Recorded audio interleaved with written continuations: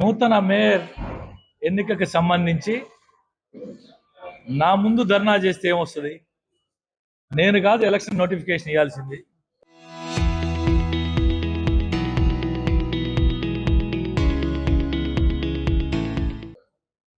నేను ఇన్ఛార్జ్ మేయర్ని మాత్రమే.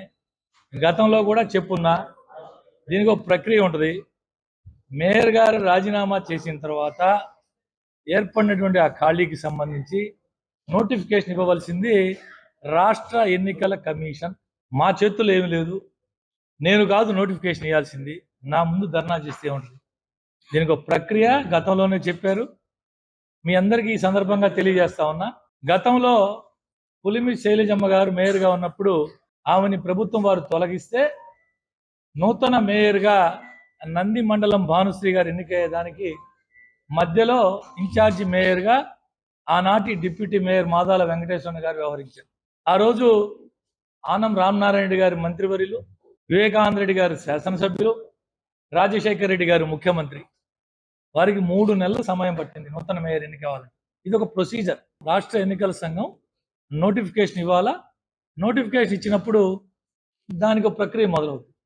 నేనేం చేయగలిగింది? నా చేతుల్లో నా ముందుకు వచ్చి ధర్నా చేస్తే నేను చేయగలిగింది ఏముంది? నేను ఏ బాధ్యత అయితే నా మీద పెట్టారో ఆ బాధ్యతని పరిపూర్ణంగా నెరవేర్చేదానికి నా వంతు శక్తి వంచన లేకుండా పనిచేస్తున్నా.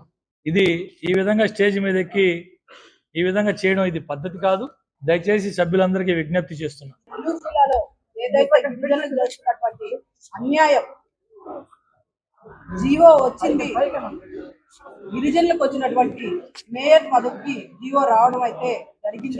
గిరిజన మహిళగా మేయర్గా కూడా ఇప్పుడు గిరిజన మేయర్ దిగేసిన తర్వాత అదే వర్గానికి చెందినటువంటి మేయర్ని నెల్లూరులో ఉన్నటువంటి నగరపాలక సంస్థలో ఇప్పుడు దాకా ఎందుకు నోటిఫికేషన్, ఎలక్షన్ కమిషన్ ఎందుకు నోటిఫికేషన్ ఇవ్వలేదన్నదే మేము క్వశ్చన్ చేస్తున్నాము.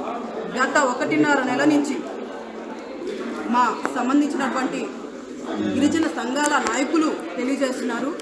కలెక్టరేట్ దగ్గర టెంట్ వేసి కూడా తెలియజేయడం జరుగుతుంది. నెల్లూరు జిల్లాలో మాత్రం మేయర్కి నోటిఫికేషన్ రావడం లేటు అవ్వడం, ఇక్కడ ఉన్నటువంటి పెద్దవారి చేతులు హస్తాలు వారి అనుచరుల కోసం, వారి అనుచరుల కళ్ళల్లో ఆనందం చూడడానికి ఈరోజు ఈ పదవిని అన్నది వాళ్ళకి అప్పగించడం జరిగింది. ఇదే సీఎం గారు ఉన్నారు, ఇదే మున్సిపల్ శాఖ మంత్రి గారు ఉన్నారు. వైజాగ్ లో మాత్రం ఒక బీసీ మేయర్ని దించేస్తే 10 రోజుల్లో నోటిఫికేషన్ వచ్చి అదే బీసీ వర్గానికి చెందినటువంటి మేయర్ని ఎక్కించడం జరిగింది. అదే ముఖ్యమంత్రి, ఇదే ఇక్కడ ఉన్నటువంటి మంత్రి. కానీ నెల్లూరు జిల్లాలో మాత్రం ఈ గవర్నమెంట్ ఉన్నప్పుడు ఇదే రూల్స్ ఎందుకు ఇక్కడ జరగట్లేదు?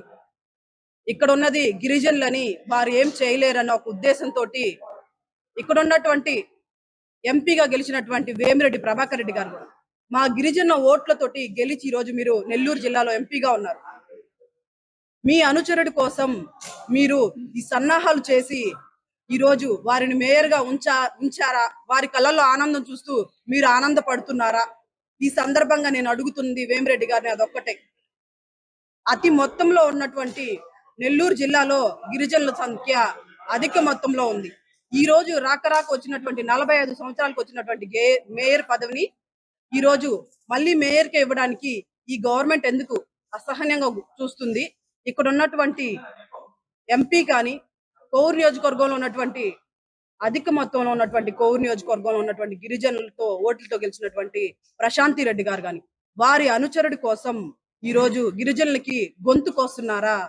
గిరిజనుల్ని మీరు అన్యాయం చేస్తున్నారా అని నేను ఈ సందర్భంగా ఒకటే క్వశ్చన్ చేస్తున్నాను. ఏదైతే గిరిజనులకు ఇచ్చినటువంటి ఈ మేయర్ పదవిని వెంటనే నోటిఫికేషన్ రిలీజ్ చేసి మేయర్ కి మా గిరిజనులకే ఇవ్వకపోతే ఈ ఏదైతే ఉందో ఈ పోరాటం ఇలాగే సాగుతుంది. నెక్స్ట్ కూడా ఏదైతే ఇక్కడ కౌన్సిల్లో జరిగిందో ఇదే సందర్భంగా పార్లమెంట్ ఎదురుగా కూడా జరుగుతుంది. నోటిఫికేషన్ తొందరగా రావాలి, మా గిరిజన మేయర్ని ఈ కుర్చీ మీద కూర్చోబెట్టాలన్నది మాత్రమే మా ఉద్దేశం అని ఉన్నటువంటి ప్రజలందరికీ కూడా తెలియచేస్తున్నాను. ఈ రోజు ప్రజలందరూ కూడా చూస్తూ ఉన్నారు గిరిజనులకు చేస్తున్నటువంటి ఈ కూటమి అన్యాయాన్ని కానీ గిరిజనుల గొంతు కోస్తుందని. ఇదంతా కూడా ప్రజలందరూ కూడా మా గిరిజన కుటుంబాలందరికీ కూడా తెలియజేయడం ఖచ్చితంగా జరుగుతుందని తెలియజేస్తున్నాను. చరిత్ర సృష్టించినోడు